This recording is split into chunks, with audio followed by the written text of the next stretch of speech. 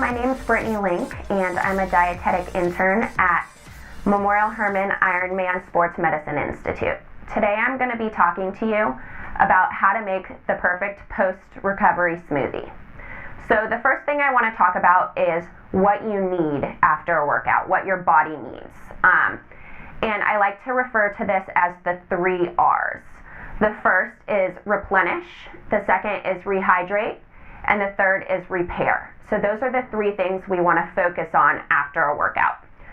When I'm talking about replenish, I'm talking about replenishing the carbohydrates and fat that we use up when we're working out. So generally when we're expending energy, we're getting that energy from carbohydrates and fat.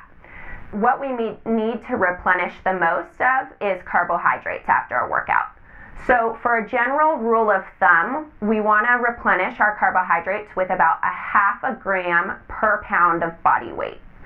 So if you are a 150-pound athlete, that's going to mean that you're going to want to replenish with 75 grams of carbohydrate. The next is rehydrate. When we're working out, we're going to be sweating generally, and we're going to be losing water.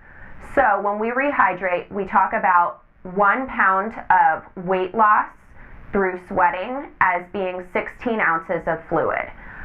Generally, after you work out, you sweat a little bit more, and sometimes you're drinking water while you're working out too. So as a general rule of thumb, we like to rehydrate with 20 to 24 ounces of fluid per pound of water loss during your workout. And then the last is repair. So when we're working out, especially doing resistance training, we're breaking down our muscle.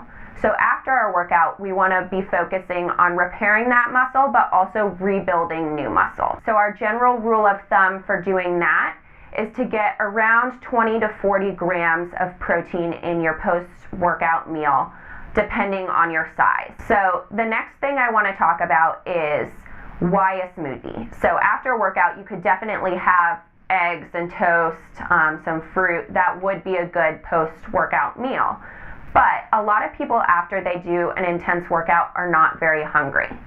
So a smoothie is a really great way to get in all of those nutrients that you need, the carbohydrates, the fat, the protein, and also the liquid without having to feel really full and have a huge meal after your workout. So now we're going to talk about what we're going to put in our smoothie. What are the main ingredients you need to make sure you're having the best smoothie you can? The first thing, like I talked about, is protein.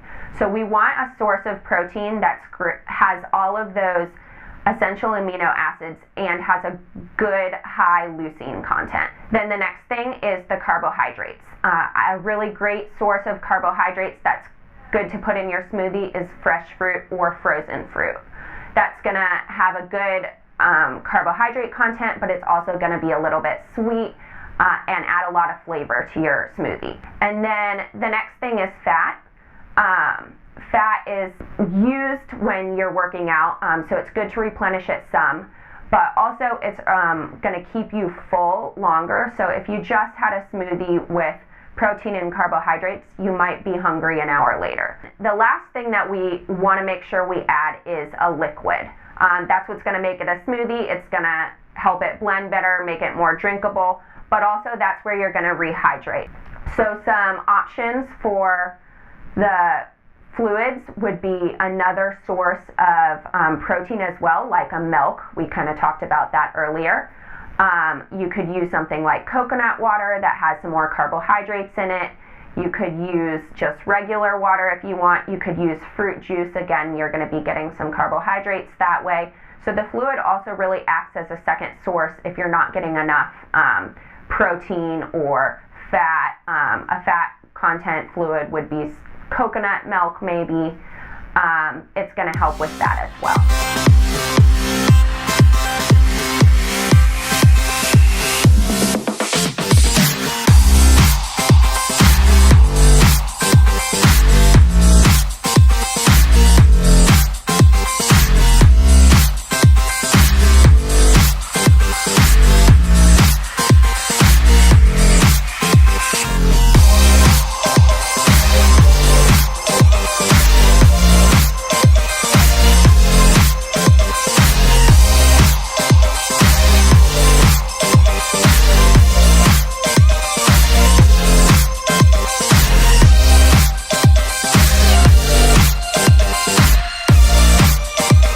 Once again, my name's Brittany Link. I'm a dietetic intern at Memorial Hermann Ironman Sports Medicine Institute. Thanks for watching.